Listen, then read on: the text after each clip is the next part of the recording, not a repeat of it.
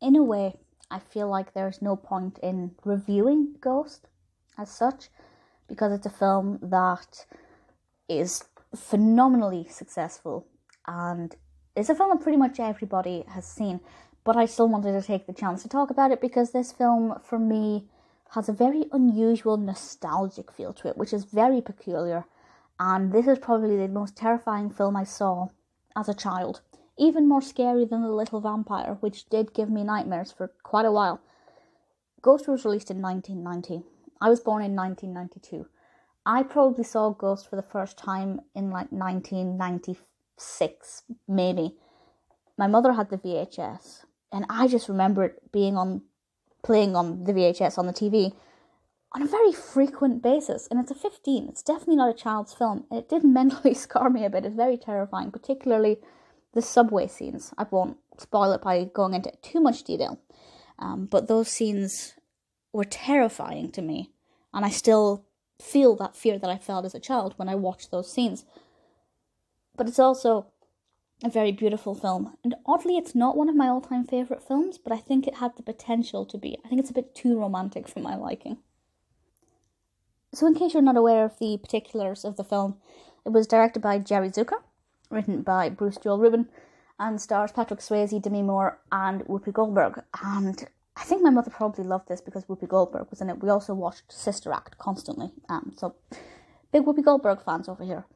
And the plot's quite complicated, but also very straightforward. A man dies, his ghost comes back to warn his previous lover about a danger. But there's a lot more to it, and it's a lot more intricate.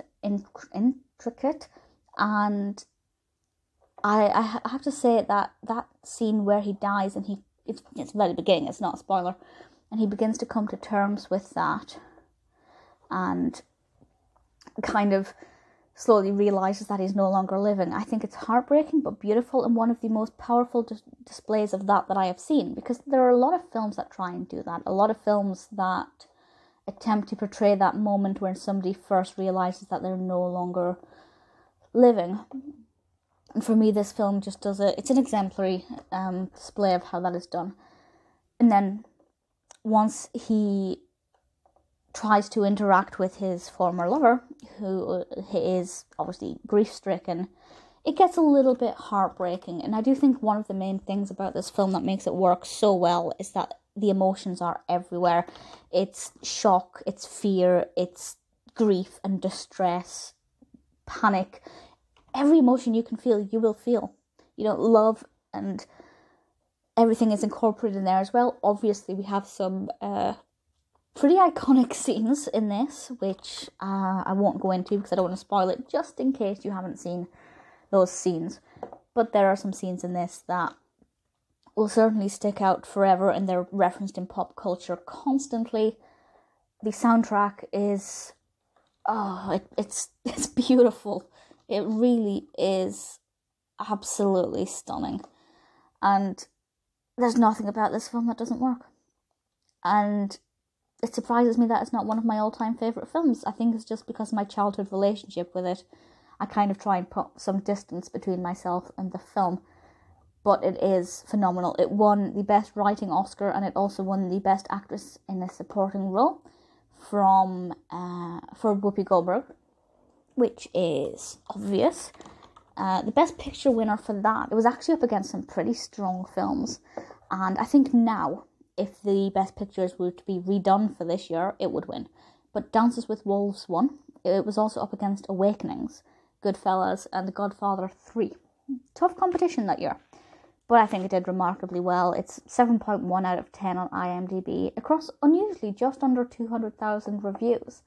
I thought it would have had more than that. It's got a Metascore of 52. Again, I thought it would have had a higher score.